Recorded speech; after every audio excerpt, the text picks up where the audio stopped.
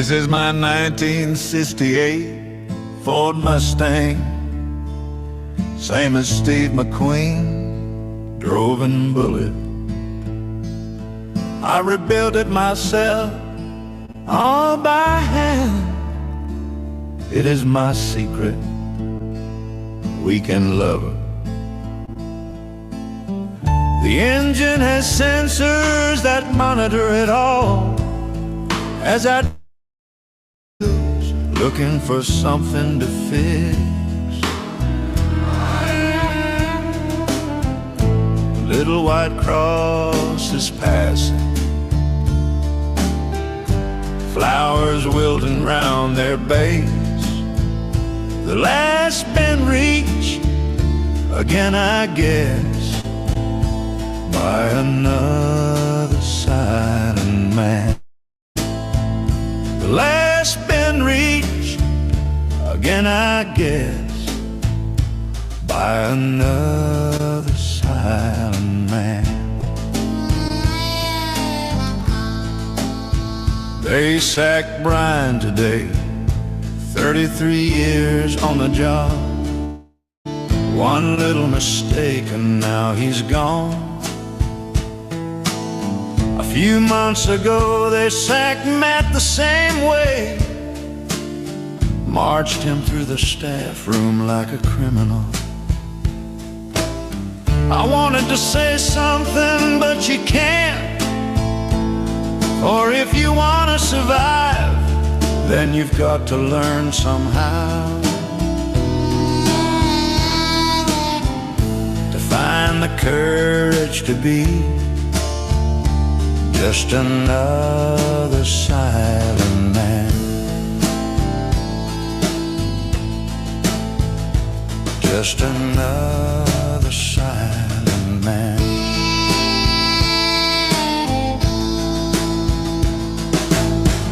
There are so many curves on this mountain road, and so many of them are blind, but my car eats them all, for there is nothing wrong.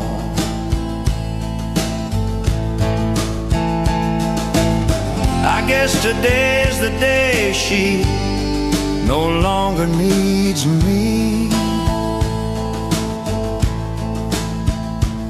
I've been one to call Brian, look mate, it's not like I don't care, but what can I as one man do? Sure you understand, things are not like they were before. To try and keep your job now, somehow you have to learn to be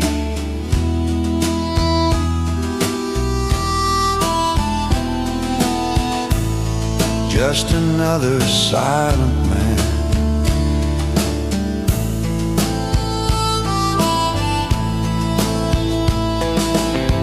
This land is changing, this is a fast changing land. Yeah, I get it, okay. I read the memo, I understand.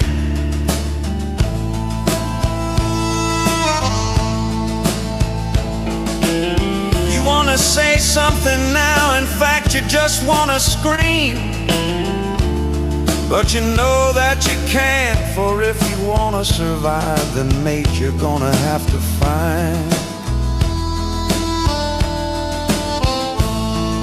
the courage to be just another silent man.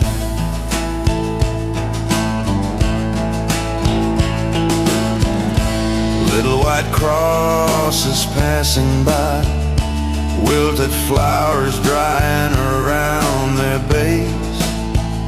The last been reached, again I guess, by another silent man.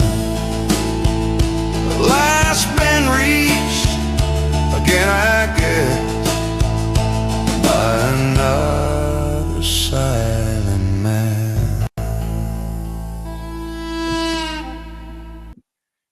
Okay, let's get on. This is probably the last you hear from me tonight because I've got 3 great doctors on. I'm going to let them do the talking. First in, I'll bring my partner in crime, Oost. Hello, Michael. How you doing? We're going to have a lively discussion, I'm sure, tonight. Yeah, I think it's going to be a really lovely discussion. Robin's fantastic. But before we bring in Robin, it's an honor whenever we have him on, and he's so gorgeous. It's literally, I'm sorry, Paul, I love you, but I think this might be the most gorgeous doctor in all of Australia, Professor Ian Brighthope. He's just a joy. Well, it's a fair cop. It's a fair cop. Hi, Paul. You're gorgeous. Now, all the way from New Zealand. So we're going a bit early today, simply because of Robin. So we've gone 7 because Robin's coming in from New Zealand. We did an interview with Robin, and it was based on a Substack that Professor Ian Brighthope shared. And I was so moved by it, I reached out to Robin, and he did a great interview with us. And we invited him back to talk with you guys. So I'll move into the background now. And here he is. Thank you for coming back, Robin. I'm truly honoured to be amongst these group, 2 people who I really admire, and you, of course. Evening, Robin. Evening. Well, why don't we set it off? We all know the history of each other now. And I might let you take it off, Robin. The thing that was pushing you first to do the video that I saw was your belief that if GPs don't learn to be happier or more engaged with their clients than their patients, then they'll be finished. So would you want to start from there, and I'll shoot to that? Yeah, I know that, and I being a bit different because for the last 30 years I've been an independent doctor. 25 years ago, New Zealand changed radically, general practice changed radically into becoming a capitation system, which meant that GPs were paid quite well for just having people on their books. So they enrolled people, something I wasn't happy about. I felt prior to that, people would come to you, they maybe go to another doctor, we'd share. But then 22 years ago, they brought in this capitation system, which was really based on the British system, NHS system. But the pressure was where I talked to some people about joining this, and I was told that I had to do 15-minute consultations, but also that 15 minutes was in fact 6 minutes of adequate time with somebody. And I said, look, for 10 years my minimum consult was half an hour, and I even felt pressured in that. So I never joined the system. And people were attracted to this because they were paid quite a lot of money at the beginning of the year. They were given probably $200,000 or $300,000 at the beginning of the year just for enrolling people before they ever saw anybody during that year. And the idea was they keep their fees down.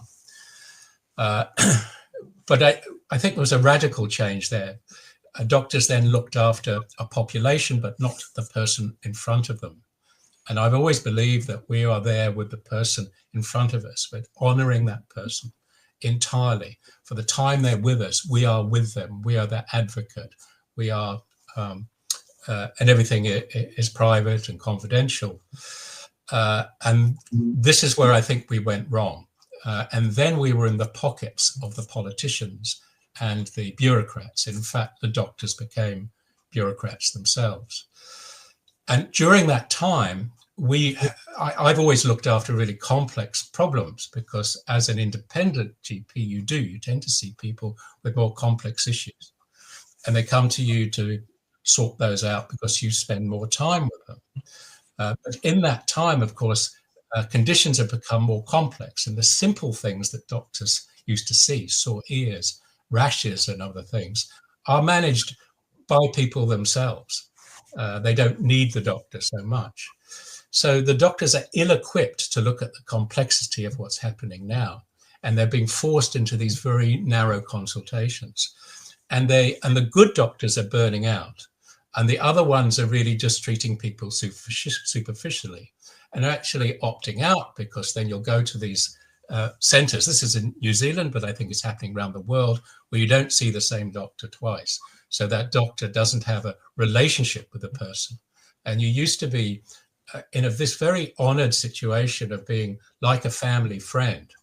And you would know them as people, not as conditions. And then therefore always adapt what they're coming to see you about to the person that you know. You know their philosophy, you may know their religion, you may know their loves and whatever. And you would be adapting your treatment to them. And that's what I continue to do. And in the last year or so, I've had more and more doctors come to me and say, I want to do what you do, Robin. I'm really fed up with the system. The problem is that I'm not sure if they've developed the skills to actually sit down with people for that sort of time, or they have anything else apart from prescribing or referral. So do they have do they understand nutrition? Do they understand environmental health? I studied Chinese medicine and I did a lot of acupuncture. So I was more interested in more mind-body stuff. That was particular, and that's where I've gone with my practice. But people need to develop deeper insights into the human condition. And I think that's even more important now, because now we're in the situation where AI is coming in, transhumanism is coming in, and people need an advocate, for a human advocate, to guide them through this complexity. And I think that doctors have been trying to be, they've been pushed into actually supporting these moves towards transhumanism and AI, particularly in the last 5 years through mRNA vaccines, because that is a stepping stone towards that. So I'm thinking this is a very critical time for doctors. And yes, are the doctors that have been studying for the last 20, 30 years, are they going to be needed in the future? That's where I stand. What are your thoughts, Professor? Well, I very much agree with Robin. I just, if I can indulge myself, my background was in agricultural science before I did medicine. When I was studying medicine, I loved the sciences, but I couldn't understand a lot of the clinical stuff that we were doing, because things were being called idiopathic, and you guess this and you guess that. You don't really get to the root cause of the patient's problems. So if you've got unproductive animals or pastures, you nourish them and you look for the root cause of their problems. But with humans, we don't. Most of the time, we were talking about anemia before, and iron deficiency anemia. That's one very simple part of learnings. But I decided that after a year in general practice, it wasn't for me. I was in a general practice where there was an old guy who, in the early days, he'd been prescribing tincture of cannabis and tincture of opium and tincture of cocaine. This is going back a long, long time now. But all of those old-fashioned medicines just disappeared. He had a practice of where there was an allergist, so I got interested in allergy, then went overseas and started learning about the immune system. It brought me back to my roots in nutrition and looking at patients from a nutritional perspective, which was completely different to what I'd been trained in. But I learned that patients who were not getting better by visiting the GP and the specialist would often come with problems that were related to their diet, what they were eating, what they weren't eating, what they were deficient in, what they were excess in, sensitivities to foods and chemicals, and a whole range of things. And we started a college of integrative College of Nutritional and Environmental Medicine, and that was in it started in 1978, formalised in 1982, and it's still going very strong, awarding fellowships to GPs and other doctors who really want to learn about the root causes of disease and helping patients, instead of just being clerks, signing forms and not getting to the patient's real problems. And we've taken the college across to New Zealand, and the Integrative Medical Association across to New Zealand. So there is a growing interest, huge interest in doctors now, wanting to really help their patients and really get outcomes that the patients are very happy with, whether it be a psychiatric illness or a psychosocial illness, or whether it be a cancer, a physical problem, heart disease. right across the board, every patient who comes to see a doctor has got either a deficiency of a nutrient or an excess of a toxin. And you've got to look for these things and look deeply. And when you do, you go on a discovery tour that is unbelievable. It's an absolute unbelievable discovery tour. And honestly, I can't emphasize enough how important this is going to be in going into the future if we are going to retain doctor managed patient healthcare. Yes, sure, the doctor will need to use AI and be familiar with it, but I think we can use AI to our advantage. And I do believe that we can turn the tools that they're going to use against us around and prevent this transhumanism business and actually create superhumans in a more natural way. So when I read Robin's frustrations, I empathise with him. I could see it, and I could see it in so many other doctors who come along to. I mean, last week we had our annual ACNAM conference. It was titled Integrative Cancer Care, and the science that came out on those 2 days was absolutely incredible. You know, integrated cancer care means looking after cancer patients, integrating everything ethical, natural, safe, effective. I hate those words, but we have to use them because it's real. It really is real. You know, you give somebody a vitamin, it's safe, it's effective, and it's not going to cause any serious adverse effects unless you overdose them, of course. But the future of medicine, I'm glad Robin has brought this up, and I'm glad I saw that he saw his video, because it really stimulated me to get behind him and the frustrations and disappointments that he sees in modern Western medicine, because we can turn it around. We just need to make sure the public are on our side. And as far as the politicians and bureaucrats concerned, well, they will need us one day, because they're going to end up with a cancer or a heart disease that's going to take them off. And we have ways of reversing these things, or at least slowing them down.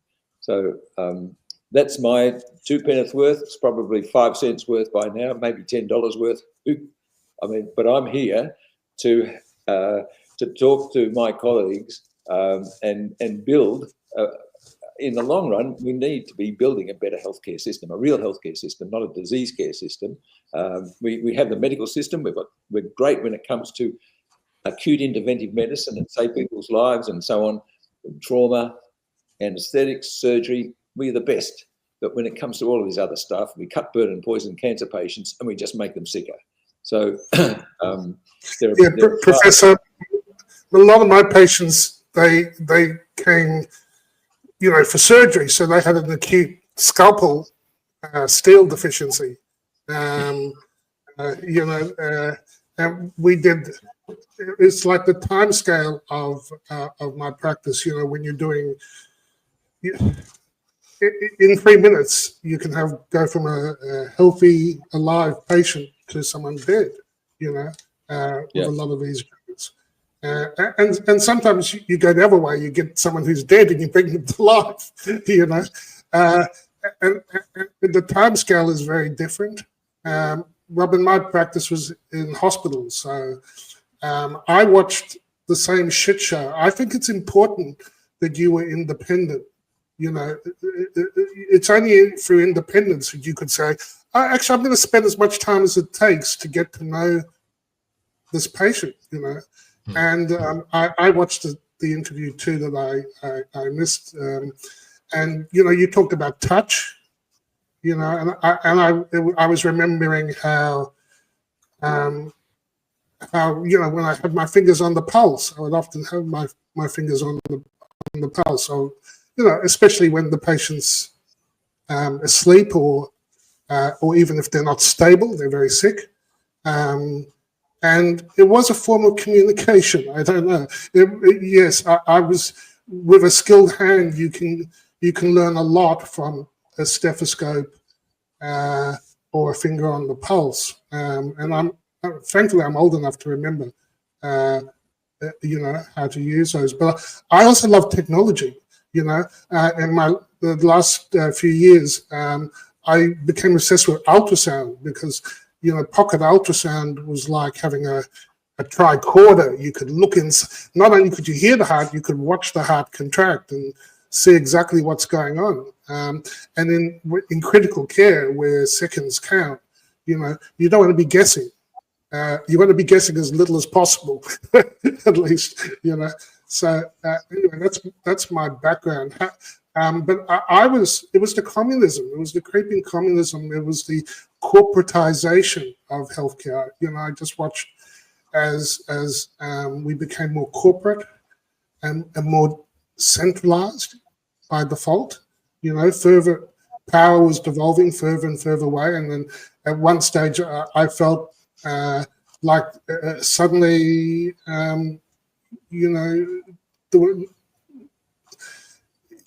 you were a boomer, you were not. There was a shift in perceptions towards older attitudes. And I tended to believe that even though it had become a bit of a nanny state system, that you could improve healthcare just a few percent if you could just do a little thing different each day.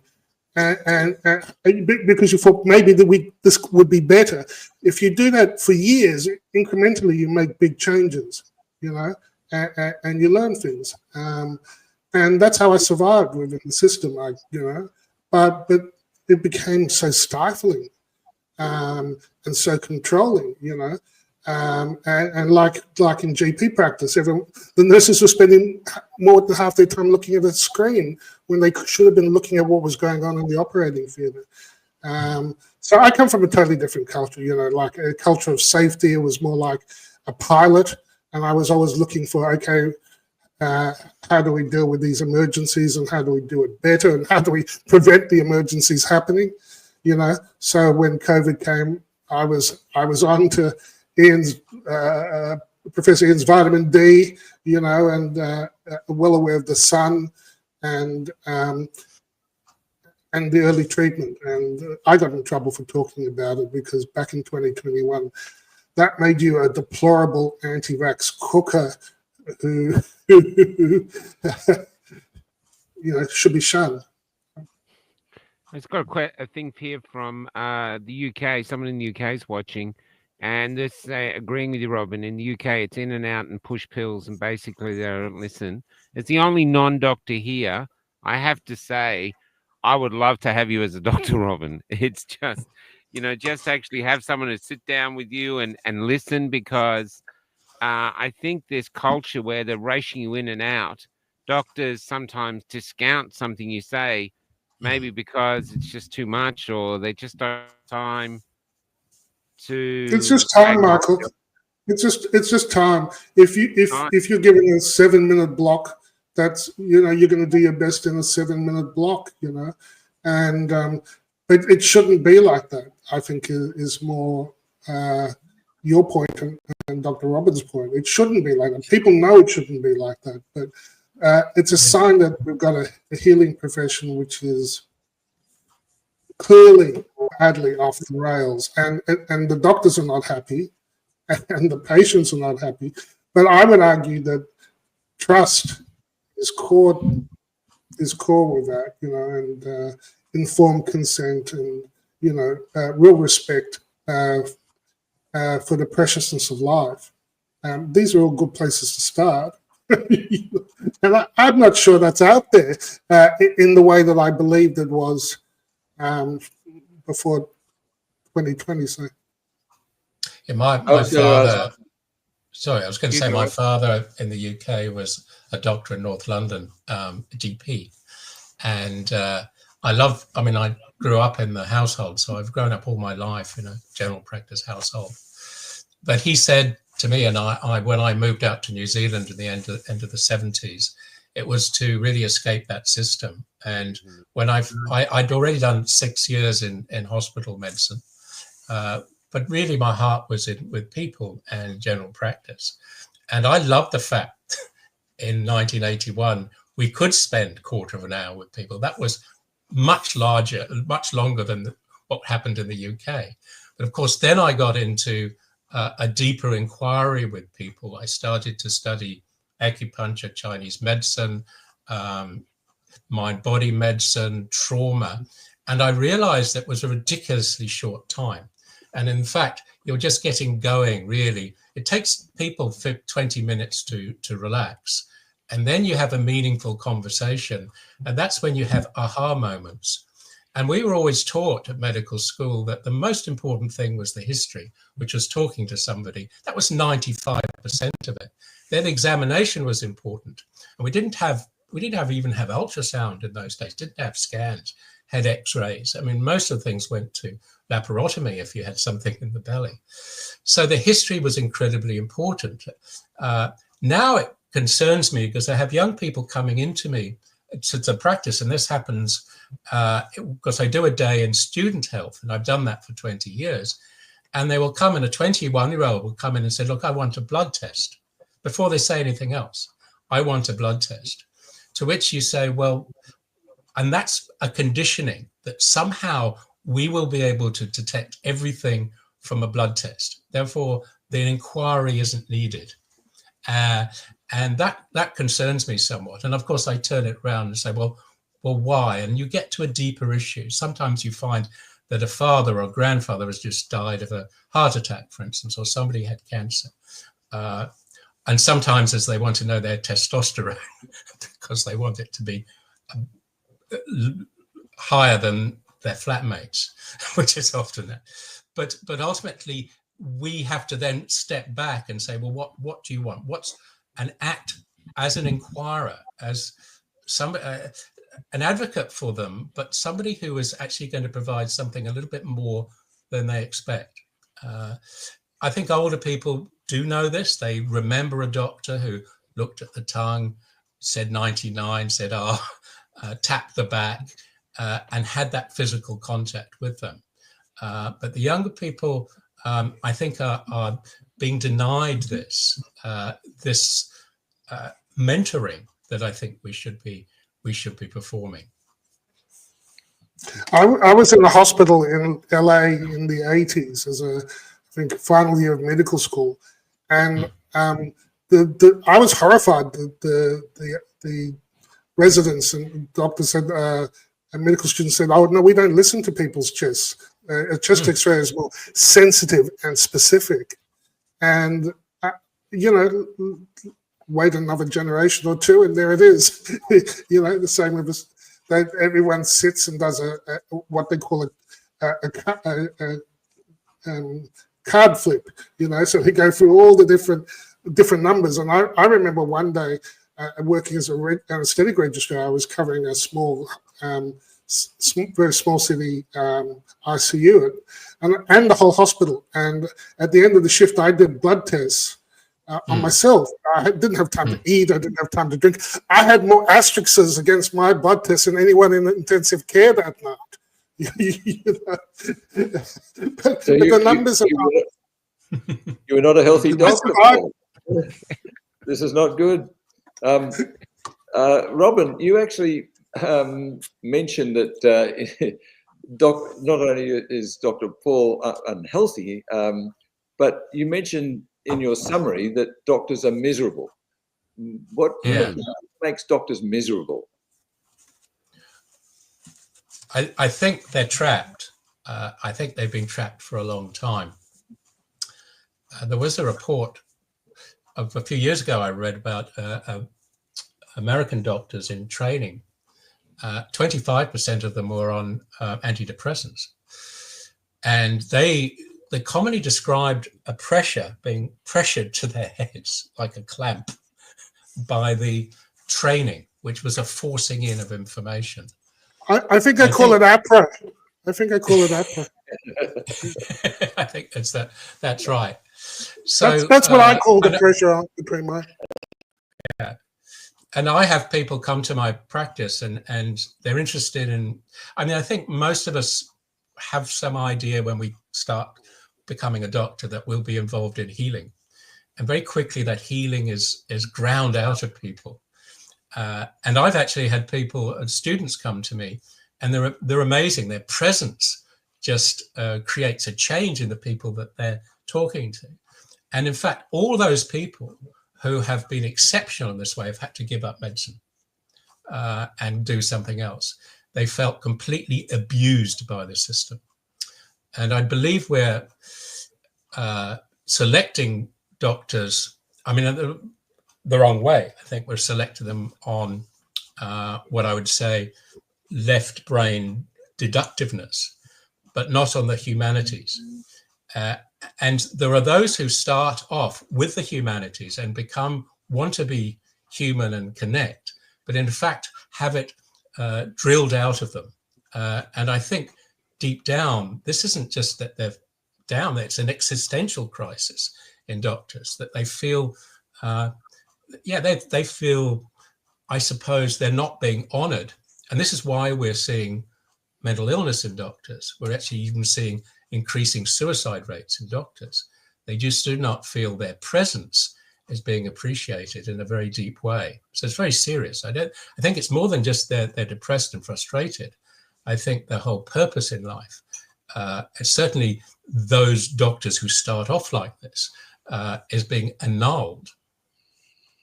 I think when I was in when I was in hospital with this heart thing, there was this beautiful nurse, an African migrant, and he was like in his 50s, and he'd just become a nurse in the last 6 years or so. And some old guy said, "What are you doing being a nurse?" And this is the middle of the night. And he just said, he was doing stock market or something, and he just said, "I just wanted to make a difference in people's lives." And I can't accept that most doctors, that isn't the driving force for a lot of doctors, that's what they want to be. And I can understand it. You go into this, we saw one recently, just pick up a prescription, and it's a little cubicle on the go. You've only got 5 minutes with him. So you just get in, 5 minutes, say who I am, do this, and then gone. And I think I was talking to you, Robin, about it. He had a guitar on his wall that he wanted to learn to play, and had been there for years. He never found the time. And you're thinking, you know, you could sense the unhappiness in him. How about yourself, Ian? Do you see it with doctors? Yes, I do. I see it a lot. And when they come to the college and they spend 5 days, when I was training them at the College of Nutritional and Environmental Medicine, you would see a change after 2 days of talks and chatting, because they'd all be living in. We'd sometimes do it up in the country or somewhere where it was cozy for everybody to get together, and it was a collegial sort of atmosphere, having about 60 to 100 doctors at once. And they were very, very enthusiastic. After a couple of days, they were asking questions that were relevant to basically what we're not taught in medicine about healing. I mean, we're taught about wound healing, but we're not talking about real healing. And this is where people actually come to the doctor. They are to be a doctor means to be a teacher, and to be a physician means to one that heals. So we've got to be both, and we've got to apply the tools so that we achieve both educating the patient, informing the patient, as well as healing whatever is ailing them. And some of the tools that we've got in nutritional and environmental medicine and integrative medicine actually create a healing environment. And patients end up coming back saying, "I haven't felt as well as this in many, many, many decades." Or the wife will come back and say, "Harry's been out mowing the lawns and washing the car and doing the gardening. And previously Harry had been watching television, drinking and doing very, very little." So you can actually get people back to being functional human beings again. And that's the beauty of what we can do, but that's not taught to us in medical school. My training in medical school was, I destroyed my medical career in fourth year when I started asking questions about a patient's diets. You don't ask those sort of questions.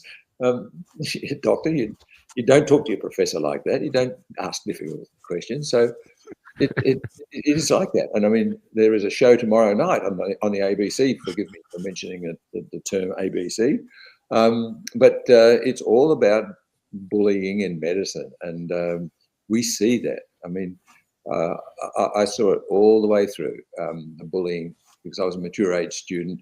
I could just see the manipulation of the minds of the young doctors who were coming in, and it was very sad to watch for me. It was very frustrating, but think it's quite hierarchical, and it's a little bit like being in the military. In some ways, I feel like Mai Lee and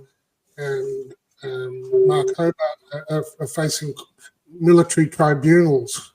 I mean, they're called tribunals for a reason. And we've got, and I worry about the mindset, you know, of the judiciary who may not be, you know, it's like there's two realities, and they have a carefully constructed Potemkin village of truth, which I would contend doesn't map well onto reality. But truth is, you often say that, Michael. You know, you expect the doctor to tell you the truth, as I understand it. It doesn't have to be. Someone to tell us the truth, yeah. But what happens when your doctor's delusional? What if the whole? What happens when the whole system is delusional? You know, then and certainly we've been facing censorship and bullying at all levels. Ian was talking about just the life and training of a doctor is one of So that's how I see it. That we've gone out of the military ranks. We've spoken against the ranks, and you get punished. And honestly, when I think back on it, my hearing in 2021 wasn't what I said, but the forums in which I said it. You know, I was in the public, and it was meant to be private information or not publicly discussed. I don't know if that helps. Yeah, I would agree. Most doctors are deeply traumatized. When I trained, when I went to hospital medicine, we stayed in the doctor's mess. We were medical officers. We were actually part of a military, and we'd been through, when you're looking back, very much like a military training. Most of my work now involves trauma, identifying trauma, particularly childhood trauma, adverse childhood events that have actually stayed with the person and in fact come out later on in their lives when they've had other trauma. And it will come out with not only with emotional health, but also affecting their immune system. And to do this work, you have to trace your own trauma. If you're going to be truly empathetic, you have to start going through a process of understanding the trauma you've been through in your life, which of course doesn't match the person in front. We're often lucky compared with them. So the deep trauma that most doctors hold a lot of this trauma, and I think this is contributing, and they haven't faced it and they haven't healed from it. And that is a very dangerous situation, particularly when they retire and they often go and die because there's nothing else for them to live for. They haven't really discovered themselves. So doctors are deeply traumatized. And of course, if you've been very seriously traumatized, you may become a victim to that trauma, or you may go the other side. You may become very narcissistic and live a delusionary life where you're actually critical of others and not particularly empathetic. Both have trauma. Most people don't develop into narcissism, but a lot of my work now is identifying those people who have been narcissistically abused, particularly within the family, and then it happens at work, and then it happens later on. And the one job I have is to appreciate this and to act in a different way, to actually not shame the person. And you can shame the person by just looking the other way or looking at the computer. You can shame the person by not listening properly. Once you start listening compassionately to somebody, it can shift people. And you don't have to try that hard. You just have to be present with them and realize it's a privilege. And there it enhances your own health. So trauma, and I think one of the reasons doctors are in the state they're in is they haven't necessarily understood trauma in that way or understood. I have given talks to doctors about this, and I've had cardiologists starting to cry. These are top cardiologists, and which is interesting. I found that was interesting. So something has touched them about their past. Maybe their the expectations that they're going to be these fantastic fixers of other people, which you can't do unless you can fix yourself. So I think it goes very, very deep in doctors, I'm sure. And I have a lot of doctors as patients, and we have these conversations all the time. Yeah, I Do you know, understand. beautiful. I'm sorry. That's just so beautiful. Dr. Dan watches a lot. He's probably crying now. Sorry, Professor, what were you saying? No, I was going to say, I understand what you're saying, Robin, because when somebody, whether it be another doctor or another professional or an ordinary person off the street, when they come back and they say, I don't think about myself much anymore. I feel generous towards other people. This is something that swings people around when they really do discover themselves and they can get themselves healthy again. And it's like RFK Jr. says, a healthy person has hundreds of dreams, whereas an unhealthy person only has one. And you know, it's so gratifying when somebody does feel better and honestly feels better and says, I feel generous. I want to give time away to other people. I want to do more and help. And I mean, it doesn't happen in mainstream medicine that much, but when you're working with nature and you're working with groups of people who understand what humanity is all about, and they're eating the right foods and they're not poisoning themselves with drugs and medicines and alcohol and sugar and all the other garbage, I mean, they feel better in themselves. You've done your job as a doctor, you've done your job as a physician, and that's where the rewards come. And I only wish more doctors, I mean, I had all my career was an enjoyable career. When I started, I thought it was going to be miserable, and I thought I'd be miserable as well. But you know, I mean, I can't even think about stopping what I'm doing, and I'm getting on. I I think can't there's stop. something keeping you really alive. I just have a question. This is to, I actually want to go somewhere positive. Before I do, Dr. Kelly, are you getting any flack from like a New Zealand APRA for even talking to us or even discussing these issues? Are you getting any flack? Look, I don't care if I did. I think that they're fairly benign to me. They probably think I'm not doing anything that important. I don't know. It's so wrong. It's so wrong. I've never really worried about that too much, because I'm really more worried about the people who are coming to see me. They satisfy me enough, and I don't know if a lot of them know what I'm talking about or really care. So no, I don't, honestly. I don't really worry about that. My next question is more positive. This is going around to all three of you, actually, because when I first had Dr. Oost on the show, one of the things he said straight up, he goes, I'm sick of sick care. I want healthcare. And I think all three of you want it. And we as patients want it. So we've got the patients wanting to be treated by doctors like you. And we've got doctors like you wanting to do it and other doctors wanting to do it. So the real question is, how do we get there? How do we break out of this just profit-driven, pill-popping madness that we're in and actually get to being what doctors should do, which is healing human beings or just being there at their time of need, you know? I'll start with Professor Brighthope and then I'll come around you, Rob, and then I'll go down to the Oost. Well, thanks for the question, Michael. It's a great question. It's something I've been thinking about for many, many, many years. How do we turn the system around? And I think the advent of the HIV virus is one thing for me. It helped me to set up a whole range of things with regard to keeping HIV/AIDS patients alive. And then I learned how to treat cancers differently after that, because they were, cancer prone, and also slowing down their Alzheimer's disease because there was age-related dementia. And so I learned a lot. It was sort of like working in a surgeon working in the battlefield. That's where you learn, and the anaesthetist, how to relieve pain and fix up people in the battlefield. It was really a battle. Yeah.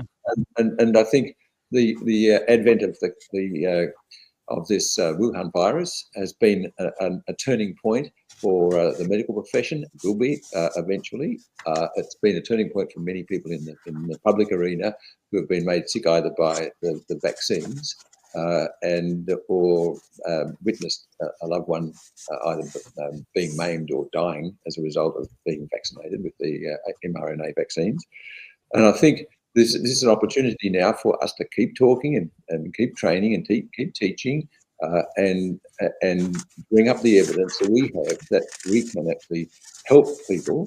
And we don't need to use vaccines and lockdowns and masks for infectious diseases, because we've got other ways of preventing these infectious diseases, and the public are becoming more and more aware of sunshine and vitamin D and vitamin C and zinc and now copper and the repurposed medicines, ivermectin, pembendazole, mebendazole. All of these things are helping people. People know about them, they ask for them. Your show and shows like yours, Michael, have to keep going and going and going. And we've got you're doing one with Hoodie now. I congratulate you. Hoodie was bragging about it. So good on you. You know? Yeah. We've been chatting all day. Yeah. Oh, great. Yeah. Look, I've been busy with overseas visitors for the weekend and our wow this afternoon. I just don't know what's going on around the rest of the world. But thank you for that. Before I move on to Robin, can I just ask you? Look, going back to the AIDS patients, they were completely leperized. I know they were. You know, people would have been terrified of it. What did they want from a doctor when they were approaching you as an AIDS patient? Was it just fix me, or did you actually just treat me as a human being? You know, what was the sort of thing? Because was there any fear in you of catching the AIDS as well? In me? That's to you, Professor. Yeah. Oh, when you talked about AIDS patients, dealing with AIDS patients, that was a war. Oh, it was. You know? It was terrible because many doctors would not treat them. Surgeons wouldn't operate. Yeah, that's right. You know, they were left out. They were like lepers. You know, it was incredible. It was an unbelievable time. I mean, I opened up another clinic for them. It was an intravenous nutrients clinic, plus all the other things that they needed. And it was incredible because at the time, many of them were sick enough to be admitted to hospital. They were in the Fairfield Infectious Disease Hospital. And those who wanted my help would discharge themselves from the hospital, come down, have their IVs, and then they go back to the hospital and readmit themselves. It was bizarre, absolutely bizarre. Wow. But, you know, some of them were told you have pneumocystis carinii pneumonia once. Okay, you survive that, you'll die the next time you get it. Well, you know, they didn't die. They came down, they had their intravenous vitamin C's and everything else, and they didn't die. And this bewildered the physicians at the Infectious Diseases Hospital. They asked me to go and give them a talk. And you know what? I was chastised by some of the physicians there. You know, zinc doesn't work. What does zinc do? You know, they haven't got a clue about, and even back then, there was evidence that zinc was an important part of the human immune system. So it was, well, that was back in the days when we had medical boards where you could go before the medical boards and give them a lecture. And, you know, they'd punish you by smacking your wrist. Well, I ended up being threatened after writing a book about HIV, AIDS and vitamin C and so on, that I would lose my license. That, Paul, you may recall, was back in the days when there was justice in the courts in this country, because I won my case against the medical board. But now we don't have justice in our so-called democracy. We don't have justice. We have not seen that justice occur in the courts in this country. And I don't mind saying that I think the judicial system is corrupted. We did see Dr. Kirk Moore have his malicious prosecution dropped just the other day. So, you know, it's America, in America, so you know, it's a precedent. They were threatening him with 35 years jail. You'd think maybe they would let Miley off for saving a life with ivermectin, and let Mark off for dealing with patients who were at wit's end, and he, you know, and just being a doctor and dealing compassionately with a world that's gone mad. What worries me today is I understand the WHO is now King of Australia. They're just one fake away, public health emergency of international concern. So it's a fake spelled with a, from bringing in tyranny. And we've got a whole lot of asleep, delusional people at the helm. What could possibly go wrong? I mean, do I really give a shit if they feel good? If they're going to do, if they're on the brink of collaborating with phase 2 of tyranny, you know? So I'm impatient that the fuckers wake up. Honestly, they need to wake up and wake up about and you said about it was the Attorney General in the US who turned that case around, wasn't it? Mm. Yes, Bondi. Yeah, she had the power to. There was an executive order ending, meant to end that sort of malicious prosecution and lawfare, but it did eventually kick in. Unfortunately, we don't have any advocate in Australia or perhaps New Zealand, I don't know, for freedom of speech, ending censorship, enabling full and informed consent, however the doctor understands it, without a third-party government or agency in the same room judging them. I don't know. I think we've got to find heroes within our own parliament. They're far and few between, but we do have some heroes there, and we have to get behind them and support them as much as we possibly can.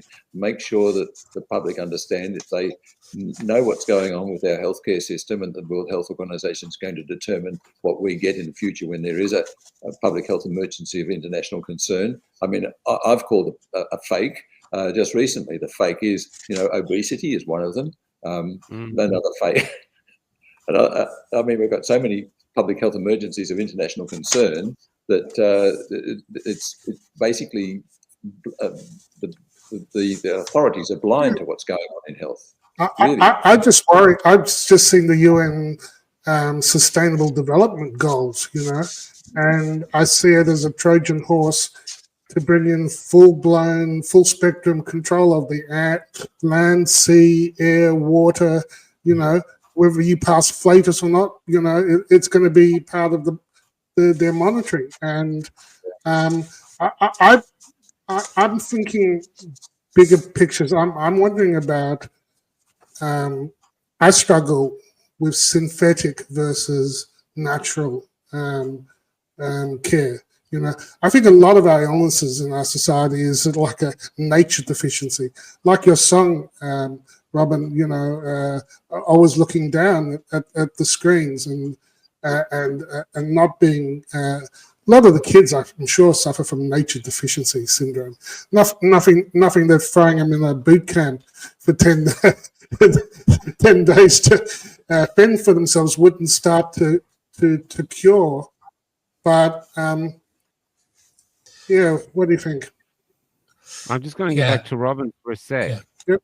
Just to finish the question, Robin, there's so many doctors I think would want to be like you. How can you change in your country? How could the system be changed if there's so much demand for it, even if people don't realize it? You know what I mean? Yeah, I've just done a short video on this. It's only 5 minutes. It's a follow-up to my other videos on this. I'll summarize it because I just got the script in front of me. But the first thing they've got to do is acknowledge that the present system is not working, that it's being dictated to by untrained politicians. And unfortunately, so-called academic doctors who, again, don't seem to connect with the system. And it seems to be a lot of those doctors go into these fields because they don't necessarily relate to patients particularly well. So they actually get their kicks elsewhere. And the services that we're given aren't getting to the roots of people's problems. They're knee-jerk reactions. All you can do in a few minutes is a knee-jerk reaction. And doctors got to veer away from this. Can you give an example of that? Is that like if you've got a headache, take a Panadol, the headache Yeah. lasts 3 days, keep taking, if instead of going, why have you had a headache for 3 days? Yeah, because all the drugs that doctors use, allopathic drugs, have anti in front of them. They're antibiotics, they're antidepressants, they're anti-anxiety, anti-anti. We're just up the ante.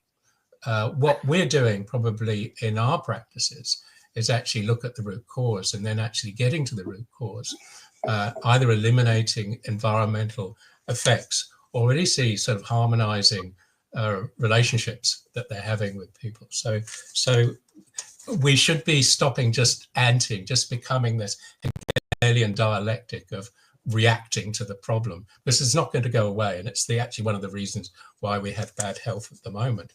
Then the next thing is that they've got to work out how they're going to do this, because they will realize if they're seeing less people, they won't earn so much money initially. But they have to work out how best to do that. For instance, the practice I have, I'm working with my wife, who's a nurse and practitioner. It's just us, because we worked out that's what people want. They don't want lots of they don't want a lot of administrators or other people. We have to identify that people's needs are very profound, but they're also fairly simple. They want to talk to somebody and get the right advice. They're coming from me, they're coming from a wife. Now, other people won't be able to do that necessarily, but they have to understand how they can trim it down so that they can provide that service economically, because they do have to survive. But Dr. Robin, a whole room of bureaucrats will be unemployed with your plan. Absolutely. They'll come to see me as patients, probably. They also have to invest in new skills. In the 1980s, 400 doctors did acupuncture in New Zealand. As soon as this new system came up, everybody stopped. And they said, well, why should we do this? We're earning money. We're earning our money without actually doing this.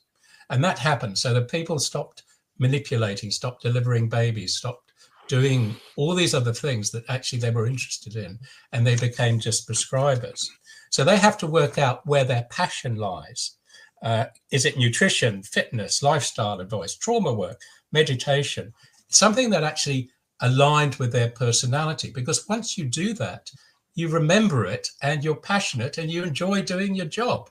You're not doing something that you don't enjoy. And you don't expect other agencies to pay for this. You have to pay for it yourself. And once you do that, you remember the stuff. So many GPs go on courses because they have to have tick boxes so that they get their certain number of points so that they can practice the next year. But they're not passionate about that at all. They're not passionate. So they have to decide the minimum amount of time they spend with somebody, and they work with a patient and they work around that. Okay, that is the basic. They have to spend time with people. They must opt out of any third-party connections, whether they're insurance companies, corporations, accident schemes, government schemes, or whatever. They have to have the confidence to say, well, our job is important. If these people want to get on board, they can do so independently. But this is a contract between me and the person coming to see me. That is all I'm interested in, and all these other agencies. Otherwise, you become just a form filler. And once you do that, you become totally, you're soul destroying, being a form filler all the time. You have to value your own experience. You've seen lots of people. I've been doing it for 50 years. If you've been doing it for 10 years, you've seen thousands, hundreds of thousands of people. Honor that. You are a person with great experience, and respect yourself for that. And so the bottom line is you become the patient's advocate. You treat their needs individually, I'm reading this, and uniquely. You guide them at their own pace. You refer them only to other health professionals or specialists who treat them with equal respect. If they have a serious illness, you help build a skilled, compassionate team around them. That can include friends, it can include neighbors, but especially if they're alone. So I find my job is really there, getting a team around who all have the same intent for this person, but they may have different skills. And this way, I don't know, this seems to work for me. And I think hopefully for people coming to see me. What do you think, guys? I think it sounds great. Yeah. Let's start Look, look. You get what you pay for, and what you fund, and to some extent what you measure. You know, your KPIs and all that. There are all these subtle nudges to produce a certain type of outcome and a certain type of practice. And obviously, you step out of that, but you know, who's paying for it? It's different when a patient is paying for it. And I found that for most of my years of practice, I was on a paid by the hospital, so I didn't. It was in the later years when I was a senior specialist and I was acting as a independent specialist. You know, there's always this hard question of, well, what are you worth? It should be worth something, all those years of, but people don't. We've been trained in Australia with Medicare which started just a few years before I started as an intern. The perception is it's free.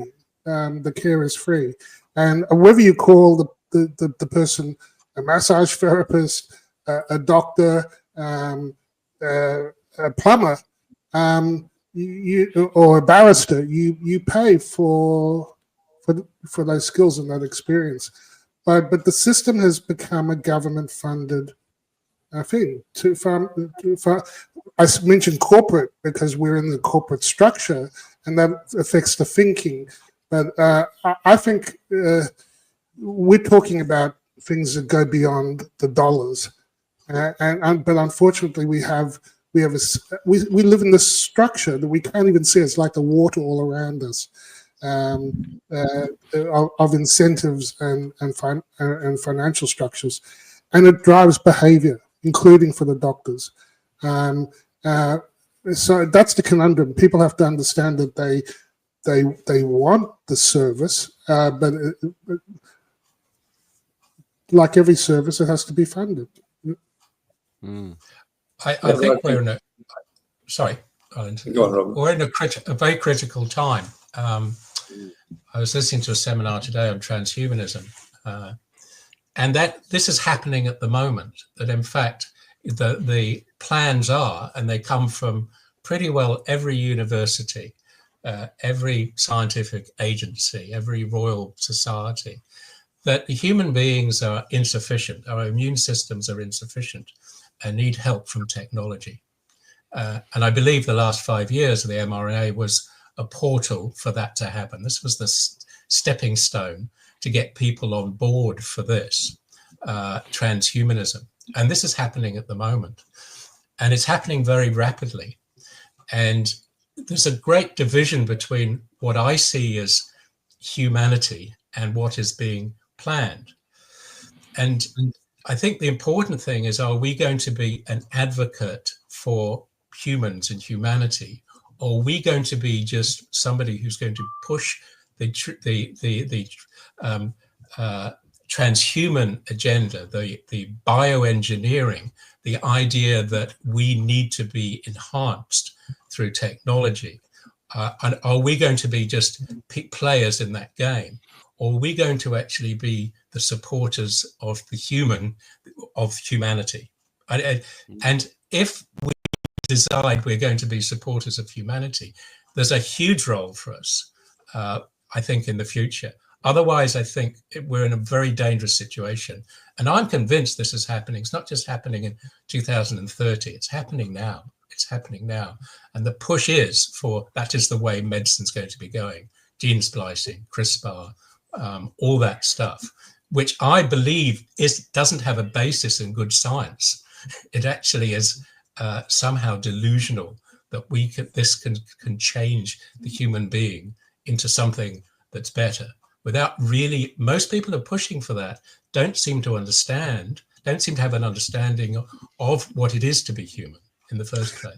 They think the AI fantasy that the AI comes up with is reality. And one of the things I struggle with is the idea that simulations are now so good that you don't need to do preclinical testing, or you don't need to launch a rocket to see if, because the simulation did it? It didn't blow up in the simulation, so it's not good. And we've got this moment of hubris where you're thinking, wow, things are moving so fast. Maybe it's true. Maybe they can deliver a personalized genetic injection just for you. And you've got to be open to the miracles. But I just know humans and the hubris, and I can think of 100 different ways it's going to go terribly, terribly wrong. And so you always got to balance risk versus benefit. And I worry that the motivations have not been good. And if your motivation is not good, then you won't get a good outcome from any of this. Does that make sense? I thought you'd seen my tweets about SV40 and integration today, Dr. Robin, because I've been talking about the potential for integration from the COVID shots for a while, and it appears to be a real thing. And at some point, we're going to have to actually have an honest discussion about, okay, what the fuck does this really mean for our species? And are they going to lord it over, the patent holders? Are they coming back for your offspring or some share of your production? Because I'm just putting on my conspiracy theory hat, but it's not conspiracy theory because they've told you that that's their plan. And the point about the CRISPR that I've been mentioning because of the sequences in the codon optimization, that it's just like it couldn't have happened by chance. And all these different spike proteins are all spelt in such a way to have a CRISPR anchor point. And I've started to see evidence of industries starting to sprout. So you can see where this is going. This is why they haven't pulled this toxic and dangerous product. Meanwhile, we continue to give this to kids and pregnant. Well, I think they don't recommend it for healthy pregnant women now. Is that right, Prophet? I didn't think you could vaccinate someone who was sick. Professor, you've spent so many years, the same with Robin, and all of you really, but you've spent so many years taking your own path to studying the human condition. So when you're watching Google come out and say, we've got this app now, AI app, better than any doctor and stuff like this, what are your thoughts on that? Well, my thoughts are, guys, that we can use the tools that they're developing to our advantage in the long run. And Kevin McKernan has come across to doing the genetics of cannabis, and I'm very much involved in cannabis and love cannabis, but because it plays a very important role on our system called the endocannabinoid system. But Kevin McKernan was the guy who basically decoded the DNA, and we know what our human DNA looks like now. Now, the DNA that we have is responsive to epigenetic effects. Just thinking, relaxing can have an epigenetic effect. It can influence the way our genes express themselves. We know that there are nutraceuticals that can actually repair DNA or help the DNA's enzymes repair our DNA. We have methylating agents we know can influence the expression of our genes. So there are trillions of different chemicals and trace elements and other molecules in nature that can interact with our DNA. And I believe when we've got the best and biggest supercomputers doing all of this transhumanizing stuff, we can actually turn that around and say, okay, Michael, you're suffering from this, that, and the other thing. This is your genome, and we're not going to give you an injection. We're not going to give you a drug, as Bill Gates would do at a certain age. We're going to make sure that you take enough of this garlic, this curcumin, this turmeric, and this copper or this selenium so you don't get heart disease or you don't get cancer or you're going to optimize your intelligence. So I think that is the purest way of moving forward with these technologies that are being advanced and developed. And I hope I live long enough to see something like this, but I know that I was playing nutrigenomics, I was playing epigenetics a long time ago when I was giving patients with dysplasias, vitamins and minerals and so on to reverse their dysplasia and prevent a cancer, whether it be a dysplasia in the large bowel or the cervix or the lungs, you know, and solar keratosis and so forth, actually reversing them and curing them without using drugs. So we can sophisticate and develop these approaches along the lines of this, providing we have the money to do it. And we've got to stop the government and the pharmaceutical industry from stealing our money via our taxes and these synthetic pandemics that they like to think up. We have to start taking some of the value in our country and owning it ourselves, not allowing the money that is from this very wealthy country to flow up to the bureaucrats and the expensive individuals who like to fly around the world in their own jets. I mean, we've got to do something about the Bill Gates syndrome because we don't want more Bill Gates in this world. We want fewer Bill Gates. We want people with the money to do the right thing. And I, you know, Michael, I see people who can't even afford a decent meal. They've been jab injured, badly jab injured. And, you know, you go and raise some money for them so that they can buy some nutrients or some repurposed medications to get better again. These poor people, I mean, these are the people who have suffered the most under the hand. We have chosen to forget them because they don't click the safe and effective narrative. They disturb that, so we forget them. Yeah. I commend you for what, you know, we have one lady that we both tried to help. Tragic. Robin, can I just ask you, after all this time you've spent too with the body and studying the human body, are you still learning?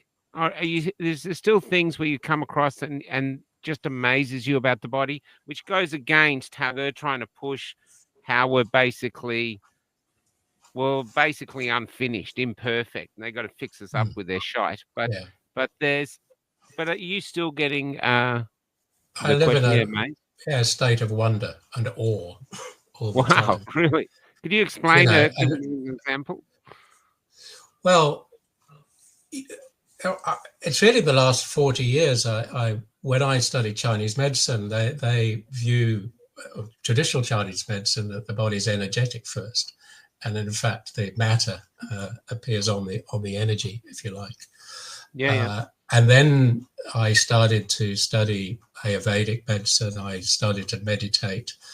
I started to investigate what this thing consciousness was. And I have certainly veered to the side that we are filters of consciousness. There's fields of consciousness. There's a field of consciousness which we filter down into this an understanding of the world around us, something far, far greater. And in fact, you discover that when you do get into meditation, that's when you can become more creative. And in fact, you know, I'm sure, Michael, you agree, if you're going to create, you tend to get into a quiet space, an open space, and receive. You don't have, in fact, the more chatter you have in your brain, the better, the less chatter there is, the better, so that you become, and that's when you feel things flow through you.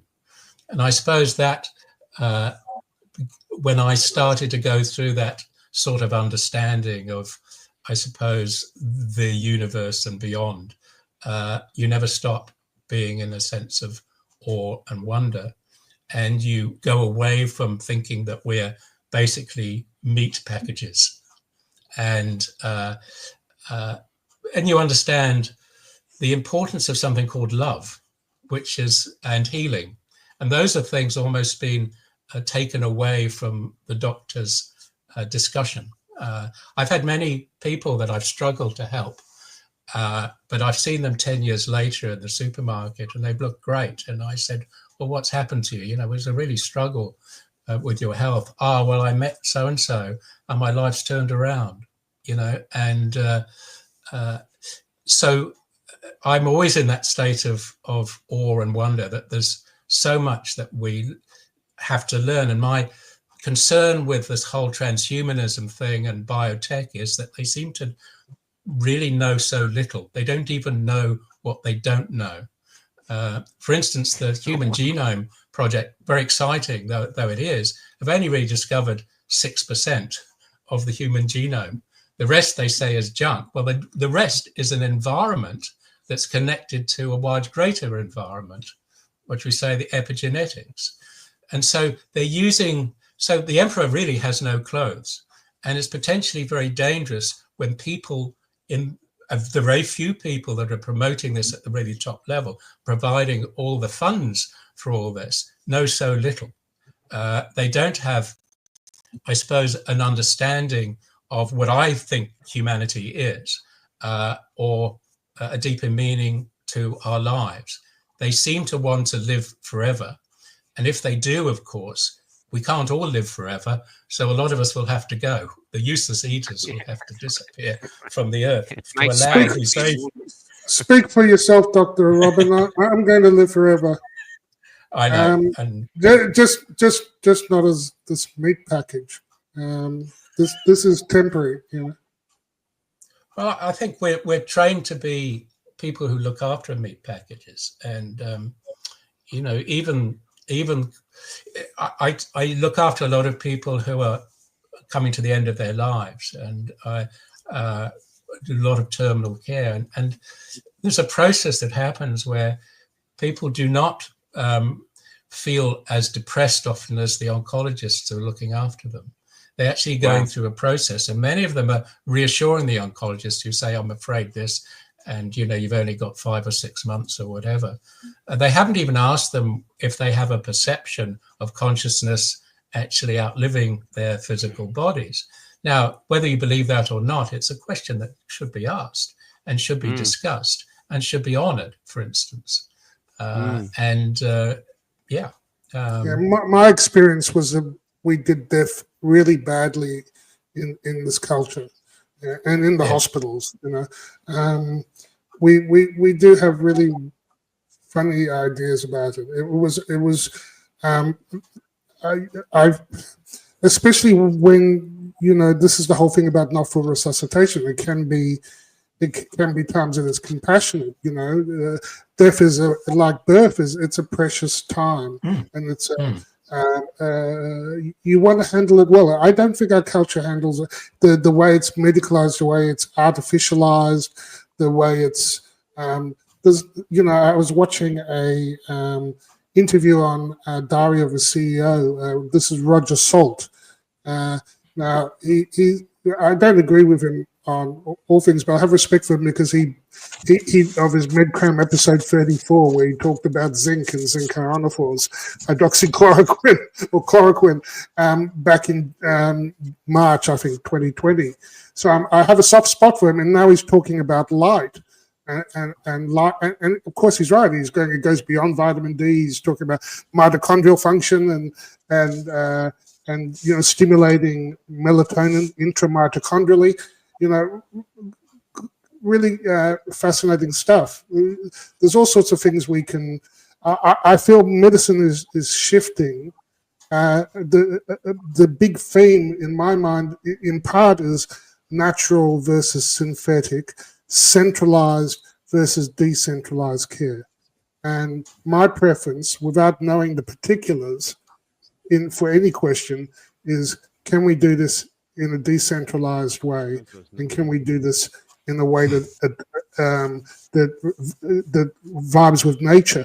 And I think if we keep asking this question over and over again, we might actually get things that actually work, and may actually work better than in the big cathedrals of allopathy. Because frankly, they're killing so many people, they can't do worse. You know, apart from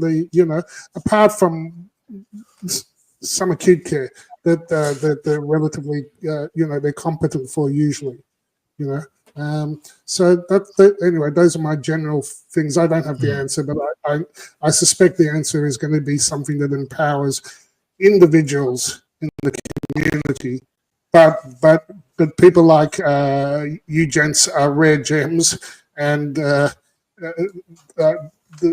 wish there were more of doctors like you, but it's going to be slim pickings. I'm sorry, guys. You're going to have to be more self-reliant.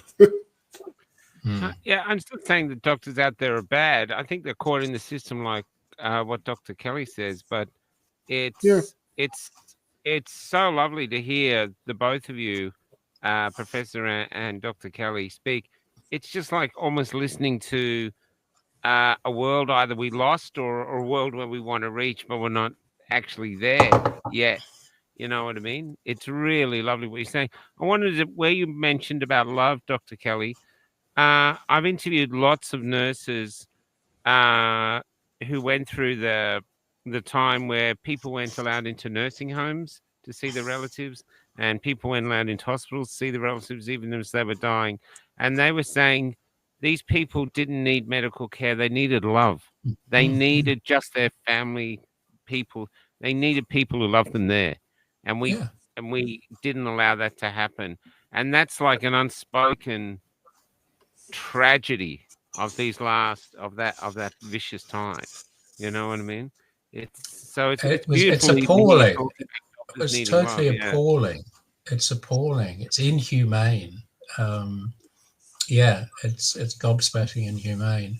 It's a source of trauma. It's a source of trauma. I actually wonder whether, I frame COVID in one sense like a mass psychiatric or psychotraumatic event. And I remember talking to one of my psychologist friends about, how do we deal with a mass casualty? It's sort of a mass mental or psychic casualty event. And I wondered whether we should be thinking out of the box, with things like psilocybin or hallucinogens. I suspect, and remember that can go all the way down to microdosing to full therapeutic controls, or even almost religious ceremonies, because it's got a long historical context. What are your views about that? Me? No, I think it could have gone that way in the 70s. Obviously, it had a bad rap after the 60s, where people took these things, but their egos got in the way, if you like. And of course, then Big Pharma came in and we had the antidepressants. But what it appears to be with those, with psilocybin and ayahuasca, is that it actually draws you out of this three-dimensional reality, and it allows you to escape and look down on your present situation and in fact put it into context. And so those are, as you say, the shamanic rituals, but they were guided by the elders. So in other words, the important thing is not just those natural products, but it actually is those who are overseeing it have to be surrounded with common sense and compassion, because it can be pretty scary for the people. And it seems to be the most effective way if people are going to cure their addictions, particularly heroin addictions. Iboga has been used for that. So you can, I think that's what I heard. For addiction, there's nothing that comes close, that I've seen, and for depression, I suspect it's going to have far less morbidity and side effects and the junk that they're putting out now. Sorry, Professor, go ahead. No, I was going to say, with regard to the psychedelics, they are a next step when other things have failed. And when we're talking about addictions, there are some nutraceuticals that are very effective in helping patients with addictions. For example, intravenous NAD plus can stop an addict almost in their tracks. Not always. They've got to have other things being addressed, of course, their diet and their exercise and meditation, etc., and their social surroundings. But I've witnessed over many decades, because back in the good old days when I had hospital patients, we would allow those who were coming off heavy drugs like heroin and alcohol, for example, we would allow them to go to the back of the hospital. It was a private hospital, and they used to take their marijuana and smoke their marijuana. To me, I understood that then not as a gateway drug, but as an exit drug from these others. And if you make sure that the patient's biochemistry is optimized with things like magnesium and the amino acids and so on, and essential fatty acids, then you can take them through that process to good health. And one of the things that we've found recently, since it's been legalized in Australia, is medicinal cannabis, not using THC, but using the other cannabinoids. It is an unbelievable substance in terms of getting the population healthy again. We've seen patients coming off 2 or 3 different synthetic opioids, antidepressants, tranquilizers, hypnotics, the whole range of things. And they've been able to do it themselves in many instances. So we're now discovering a whole range of other cannabinoids, not just THC and CBD, but CBG, CBN, CBD. Some of them have an effect, like Ozempic, for example. We're looking at some very interesting cannabinoids now. The entire plant, in its context, if it's given in its correct context, it is like what has been termed the sacred plant, because it is almost like a sacred plant if it's used properly. Smoking it is toxic. No, you don't smoke it. If you want to. That. I like my joints. You had Michael on board up until that point. You've got some good enzymes there, Michael. And no, for you, it's okay. But I think if we're looking at this from a chemical energy perspective, then the cannabinoids have some extremely powerful properties and help people enormously. I mean, I've seen somebody in a wheelchair with MS who couldn't walk get out of the wheelchair after 3 months. Wow. Yeah. Wow. It's because the energetics. That'd be a great story to share, wouldn't it? I mean, we've got videos of it. I mean, the energetics is amazing. Is phenomenal. Yeah. We just have a question here. It's for you, Professor. But I think anyone can. But I don't know the legalities of you offering advice at this, so I don't want to get any of you in trouble, because AHPRA loves nothing more than transcribing these shows. You know what I mean? Which is my son's partner has stage 4 bowel cancer. Would you please advise him about a cure to follow and how and where to get it? So it's pretty fun. Contacting an integrative medicine doctor, either in New Zealand or Australia. There is an integrative medicine association, and just Google. I can't treat anybody. I'm retired. I can give the doctor's direction, and I'm happy to do that, but I'm not. And when I say direction, I'm not treating patients. I'm helping the doctor with particular patients, but by educating the doctors. So I have to be very careful. I don't know if Adela saw our last our interview with Dr. William Mackus last week.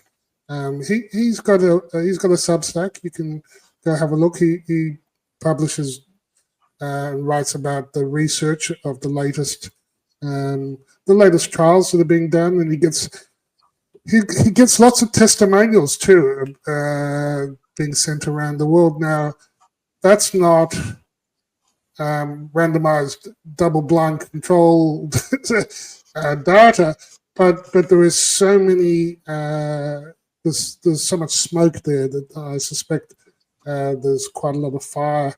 So I when it comes to cancer, I direct people to Dr. Paul Merrick's monograph, because it's like 80 pages. It's got hundreds of references, and you can almost look up any. There it is. Yeah, you can like someone says, "Oh, glioma." Someone says glioma, and then you can find up all the studies where they had used things for, and of course it's quite holistic, as you would know, Prof. The diet is probably the first thing that they deal with, because it's about the metabolic origins of cancer.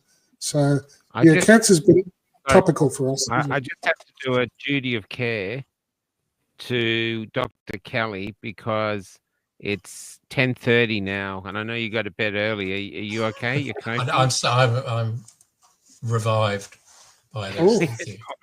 Just checking. Just checking. Just go.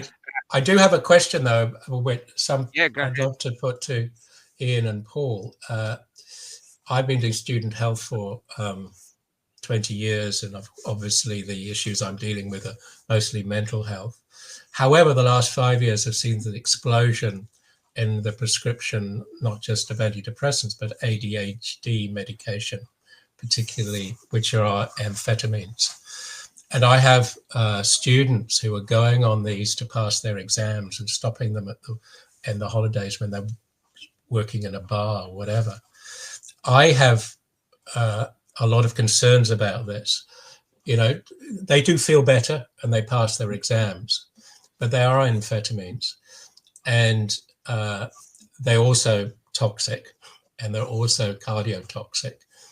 And now it's got to such a point that the psychiatrists are referring people back to me to do full cardiological examinations on these people before they prescribe it. In other words, they're passing the buck to me to do this. And with other, so I suppose, interventions for the last 5 years are also cardiotoxic. I'm concerned about that. But I'm more concerned that we're treating something that is a sociological condition with long-term drugs again. It seems to be that you can focus the left brain, and the left brain, when it's totally focused, can follow instructions and orders a lot better. And I have to see parallels with what happened in Nazi Germany, where a big percentage of the population were given something called Pervitin, which was methamphetamine. In fact, it wasn't just for the soldiers at the front, at the Eastern Front. It was also those, what they were called housewives in those days, who took them in chocolate so they could finish they could whistle while they did their housework. So I have huge concerns about so many people going on long-term low-dose amphetamines. And I'm about the only voice I know who is concerned about this, because now GPs have been given the right to do this. So we're seeing an explosion of this without any great discussion with the person about why this is happening, or even within the profession about why we have this need out there. Certainly and so I wondered if anybody else on the panel here has a disquiet about this. And of course they're amphetamines, so people do feel better on them. Ian, do you have any comments on this? Well, absolutely, Robin. I mean, when I was working with psychiatrists, we were trying to take people off a lot of these medications and drugs. And we used to give IV nutrients to balance their nutrient status. And to get basically somebody who's craving something or needs a chemical to satisfy a need has got a deficiency of something or an excess of something else. And an excess of sugar or caffeine or anything out there in their diet that could be disturbing their metabolism and their metabolic machinery. And the biochemistry is disturbed. Quite often we find that they are deficient in common minerals like magnesium or zinc, which are so important for central nervous system functioning. Experimental zinc deficiencies in the American Army, in the American forces, and they actually induced psychotic states in the soldiers by putting them on a zinc deficient diet. Zinc plays a very, very important role, not only in the immune system, but in the hippocampus and parts of the brain where we have emotions, memory, and so on. The same with magnesium. During winter, our magnesium levels drop. So that we end up with a magnesium deficiency depression. So it comes back to the foods that we're eating and what we may need to supplement ourselves to correct a deficiency. And this is where our profession misses out. And we reach for the prescription pad and prescribe a chemical like an amphetamine to make people feel better. But if they got some sunshine, some vitamin D also plays a very important role here as well. These are the nutraceuticals and nutrition And exercise deficiency state is another thing that I talk about, because exercise deficiency can make people feel terrible and lousy. And it doesn't take very much to get people feeling better. Even just 7 minutes of Tai Chi or Qigong a day helps your energy. I mean, you talk about the meridians in traditional Chinese medicine. You know, the movement that you're doing, it can actually make you feel better, and it doesn't take pounding down the footpath to make you feel better. You energize yourself by doing that and going out into the sunshine and standing on the wet grass. These are the lifestyle tricks that we who are informed follow to keep ourselves well. And if you have a lot of sugar and chocolate in your diet, you're going to have blood sugar swings that are going to make you feel great. And then all of a sudden, you got the downer, because the blood sugar's gone down, and out pumps the adrenaline to make you bring your blood sugar back up again. And the adrenaline makes you feel nervous and palpitations and everything else. You know, we can correct these deficiencies and these excesses. And that's where we as primary care physicians can play a very, very important role. I think we need to control for the blue light exposure, like in your song, Robin, about everyone's looking down. That's something that's different in you know, the kids of the recent generations. We weren't exposed to this artificial blue light, the stimulation, the apps, the likes, the social media stuff. The scrolling, the dopamine hits, the dopamine after dopamine. And the more you do it, the more depressed and anxious you get. And then you self-medicate with. But I remember hearing stories of how in Nazi Germany they used sometimes quite large doses of amphetamine, and it you know, we know it's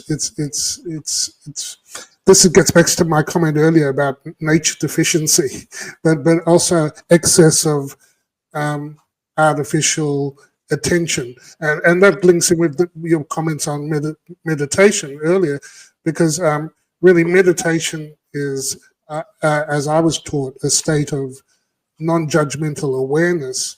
It's very hard to be aware if you're constantly being distracted, and you know, you've got these devices trying to constantly grab your attention, constantly all day long. So to think everything's going to be treated with a pill is part of what we all can see as ridiculous, you know, and it'll be seen that way when sanity returns. But in the meantime, a lot of our kids and family members are popping speed, and it's normal. It won't be seen as normal, I'm sure, in a few years' time, but it's part of the madness, and you know, I sit back and watch. I saw somebody a couple of weeks ago, and she was heading a team who are developing an AI computer game or whatever. She was the head of 10 people, and they're all taking ADHD medication.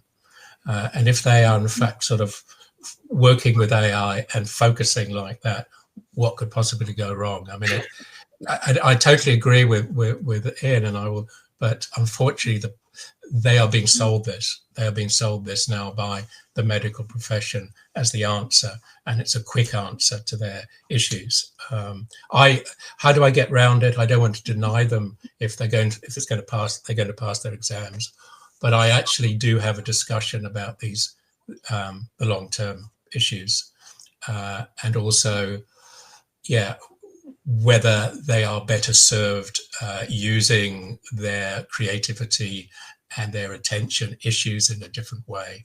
Maybe we're forcing them into doing something with their lives that isn't going to be giving them the ultimate balance and love and respect that they have for themselves in the long run. But that's my concern. So I'm just voicing my concern about that. It's a shortcut. It's a shortcut, but it's lazy, and that's what you get when you have 7-minute medicine. Yeah. That's how you solve complex problems in 7 minutes. Do you also think with the 7 minutes, something that can heal someone is that a doctor will give them time to make them feel like they have some worth, and they're not just the next sheep in line getting ready to have their, you know, be jabbed or whatever. They're actually listening. Because I know my father has a great joke. Oh, I've got to tell you this first. He told me this morning. My father is 87 years old, but he's sharp as a whip, but he's very healthy, and he cares for my mum, who's got Parkinson's. And the water board called him up and said, we're no longer issuing you paper bills. You're going to have to basically access your bill online. And he told them, the only thing I do online is hang up my wife's knickers. Sorry, I just thought that was a pearl. But where was I going with that? Sorry, Can I just cut in there, Robin? I'll just finish this. Sorry, Professor. He takes her to see the cardiologist, and he tells me this is it. He goes in. They have 6 minutes. He says 3 minutes of that is my mum complimenting the doctor's new cardigan, and then it's just boom, boom, boom out. And he says it's like $400, $500. And I just wish that what my mum actually wants is someone to give her more time to say, look, you're old. Yes, you're old. Yes, you're in your 80s, but you've had kids. You've had a life. You've got this, and you're worthy of our time. So we're going to give you, like you said, Dr. Kelly, we're going to give you half an hour. I would adore my mum to have half an hour, and I'm sure my mum's mental and physical health would improve if she just didn't feel like she was just being shot through on a conveyor belt. Yeah.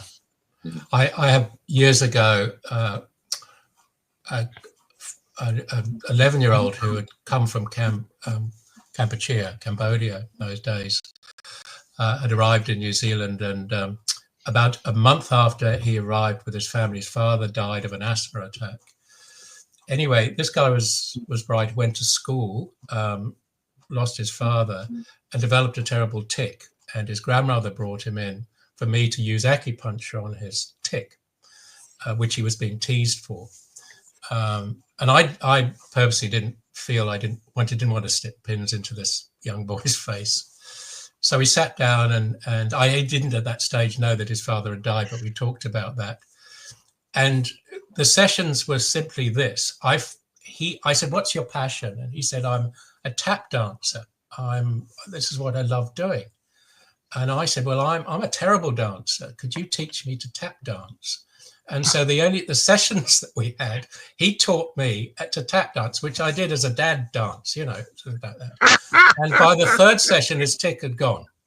And he said, look, I can't tell my grandmother what's happening. She's thinking I'm having acupuncture. I said, well, just say we're talking about it and everything.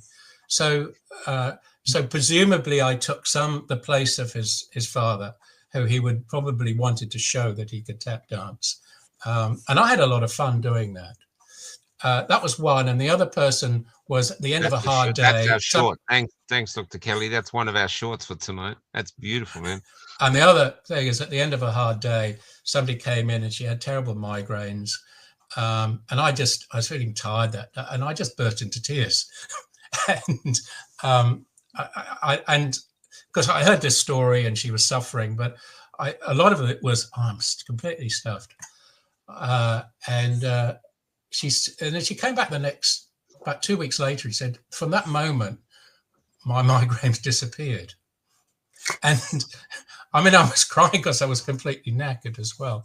But I was probably just honestly expressing some emotion that something tipped me, you know, from that. Yeah. Did you get a migraine? Did you get a migraine? Yeah, I got a headache. I just retired at the end. No, I mean, there is a practice of taking on someone's suffering. Yeah, Tonglen, isn't it? And to some extent, Tonglen, yeah, and to some extent, doctors can do that sometimes. You know, Yeah. I mean, you don't have to be a doctor to do that. It's a yeah. And a lot of the It doesn't time, usually lead to a headache. And a lot of the time when we don't treat people, if we just say, look, let's leave it a week. If you really know the person, say, I'll give you a call in a week. I don't think anything I can do will make you better, but I think you're going to get better in a week. And you give them a call. That's often an amazing intervention, because people are tempted to do too much. They want to prescribe, they want to refer, rather than just wait. If you have the confidence to wait, as long as you have contact with that person, that can be very powerful. I think it's very easy for people want people to give their doctor to give a damn. They want attention and love. You know, they want to matter. They want to be seen as precious. And AI is going to do that so well. And AI is going to, I don't know, pretend to do it, but will it be? Well, it'll help us stop thinking. That's the problem. I was going to say something, but I snuck in. What were you going to finish? After I said about my dad in the washing line, was it a funny thing, or was there something else? Who, me? No, Professor. He was going to say something. Well,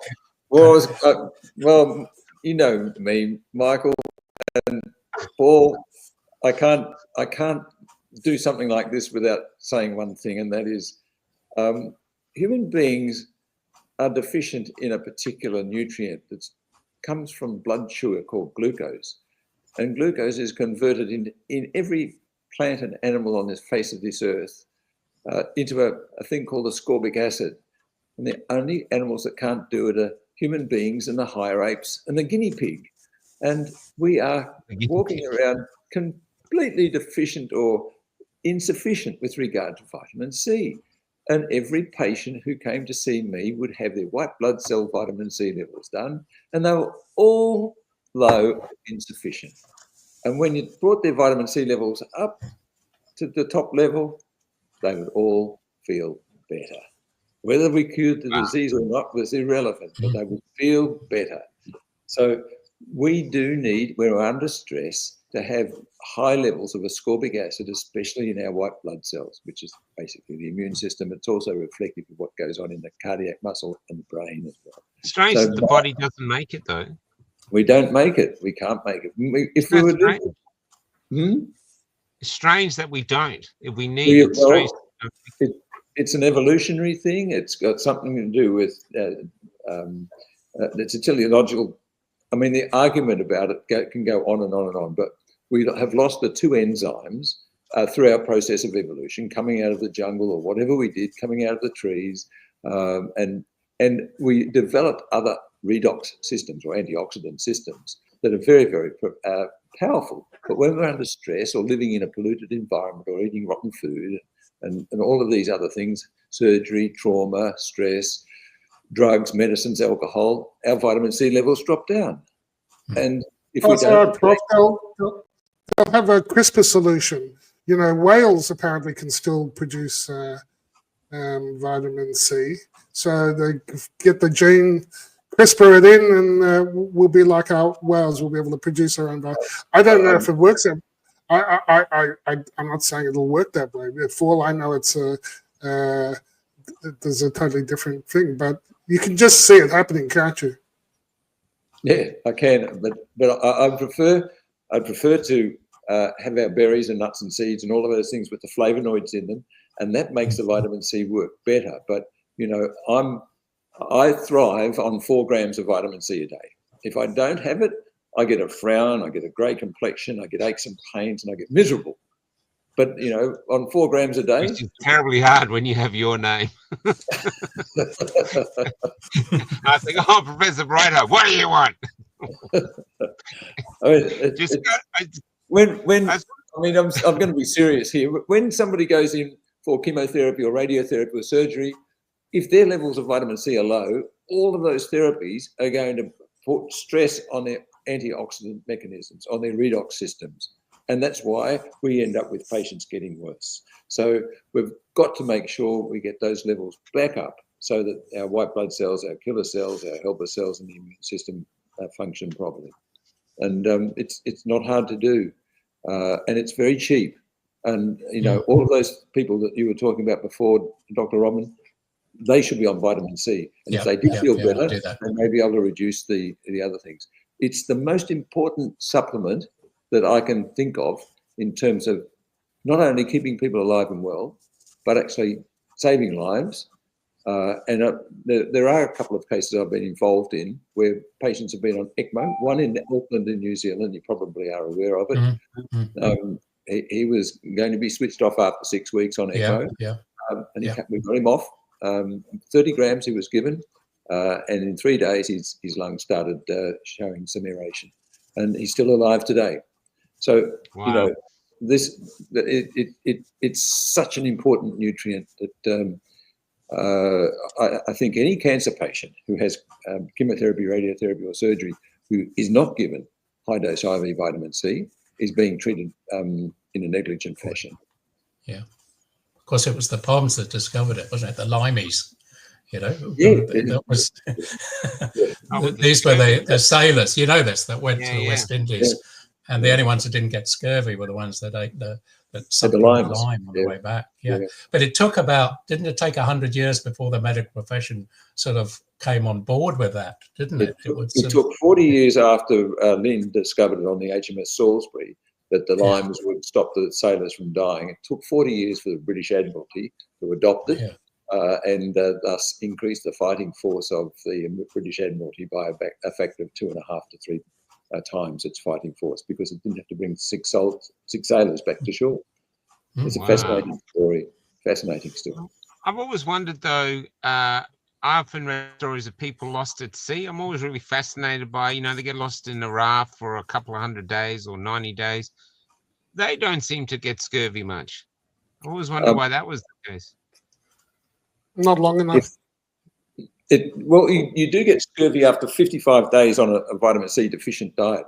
So if they're out after that period of time, if they're catching fish and eating fish, then there are compensatory mechanisms. But leading up to those 55 days, there are signs of aches and pains and feeling tired all the time and miserable, like most of the people who are walking here. We do have some profound other systems that work in favour of being an antioxidant, and these systems are oxidase enzymes and reductase enzymes, and glutathione peroxidase and superoxidase dismutase. They're all fancy names, but they are all dependent on copper, zinc, manganese, and selenium, the cofactors for these enzymes. And so many people are walking around with deficiencies of these trace elements or insufficiencies of these trace elements that their antioxidant enzymes don't work as well as they should. So, you know, the redox systems or reduction oxidation systems in our bodies are so important for us to feel and be well. You know, selenium is one of these things that, if it's deficient, may result in cancer. Copper deficiencies result in inflammatory disorders because we don't have the oxidase enzymes and a thing called ceruloplasmin, which is a copper-containing protein that is one of the first phase respondents in tissue trauma.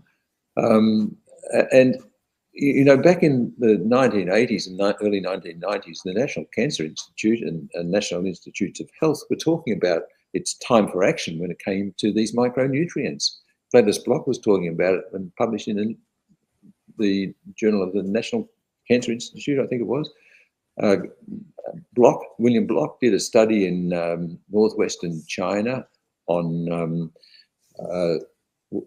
29,000 subjects over a period of 5 years, giving 4 groups 3 different nutrients, and one of the groups reduced the gastrointestinal cancer incident mortality rate by 26% on very small doses of beta-carotene, selenium, and vitamin E. You know, these micronutrients are profoundly effective, and they help, as Dr. Robin was talking about before, with our energy mechanisms, with our mitochondrial function, and it saves the powerhouses of our cells from burning themselves out. You know, the mitochondria are the energy factories in the cells, and there are thousands of them in every cell. tens of thousands. And they're basically pumping out free radicals all the time, which need to be mopped up. And that's what the vitamin E and the vitamin C does.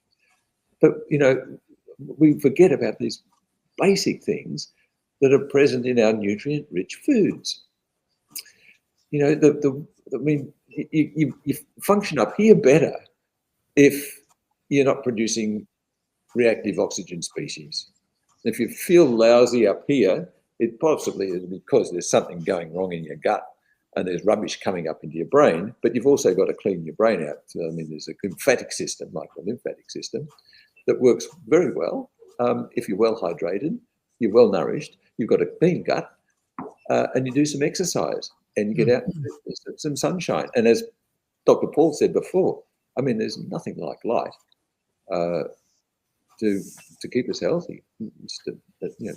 All the things that go with vitamin D. I hate to say this, I hate to interrupt you all, but my solar battery is bleeping, so I live in a bus, so I'm just about to go into the darkness.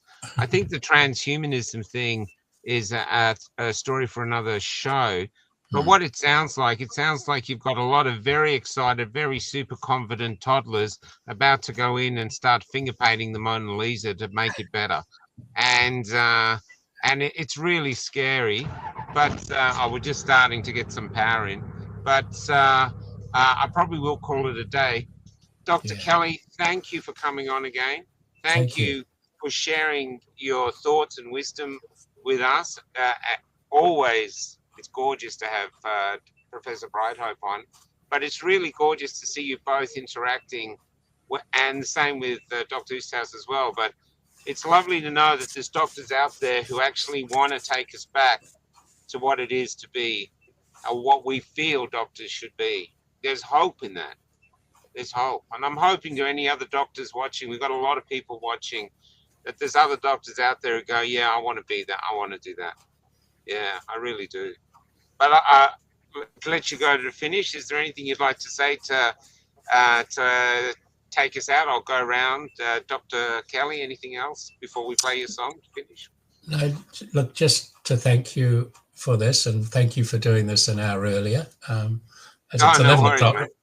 And that I've been really honoured. It was lovely talking. I love talking about this. It's my passion, and you've given me a voice, so I'm so grateful to Ian and Paul. I ain't giving you a voice, mate.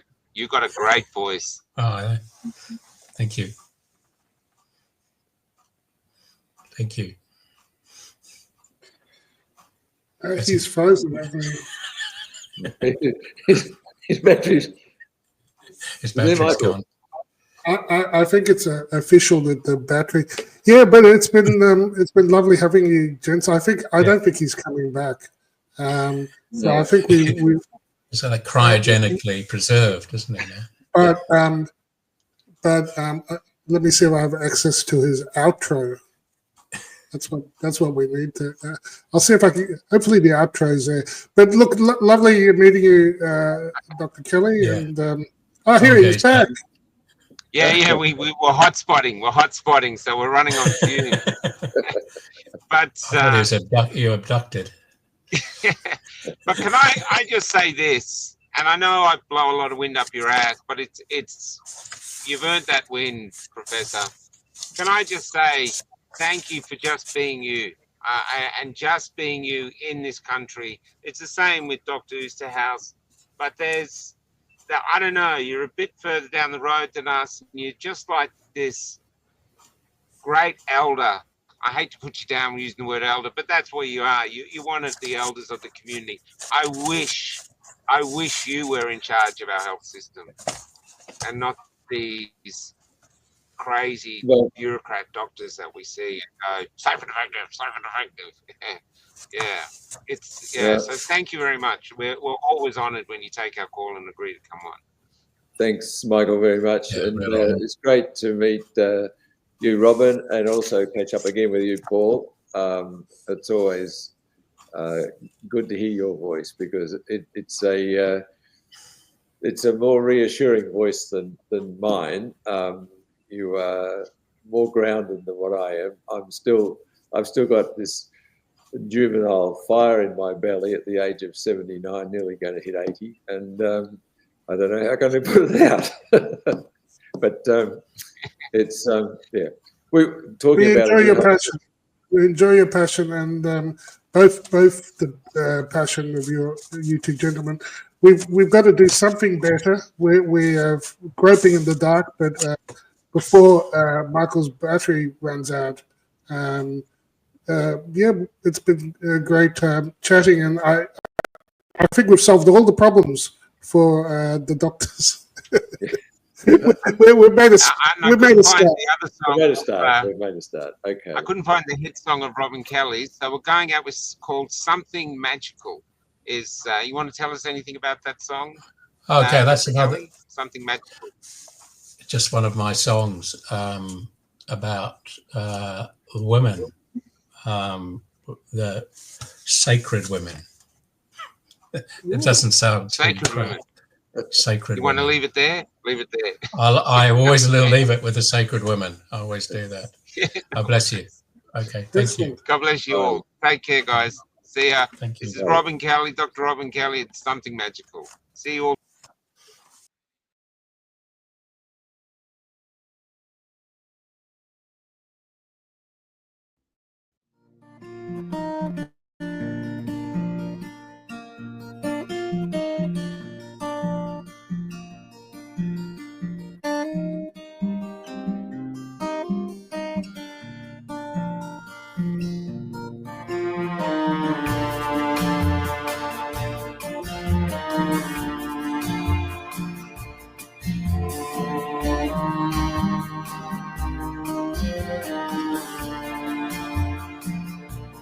Knowing glance,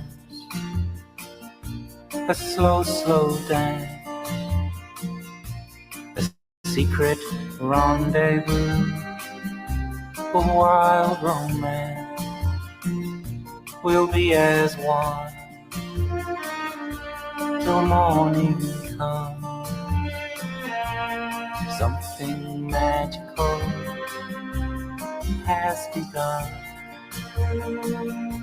Something magical, something magical, something magical has begun. One stolen kiss, one moment's bliss.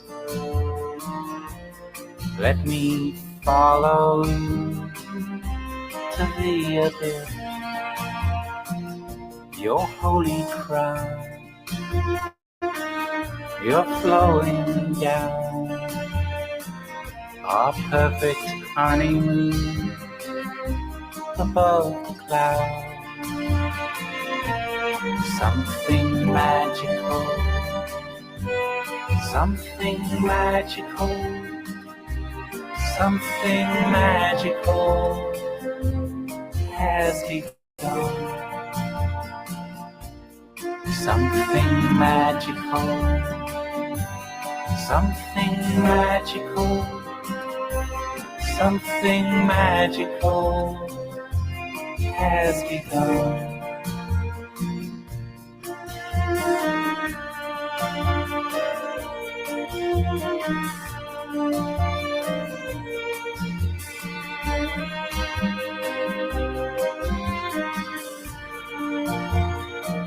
Your hands in mine, your touch divine. Let me stay with you till the end of time.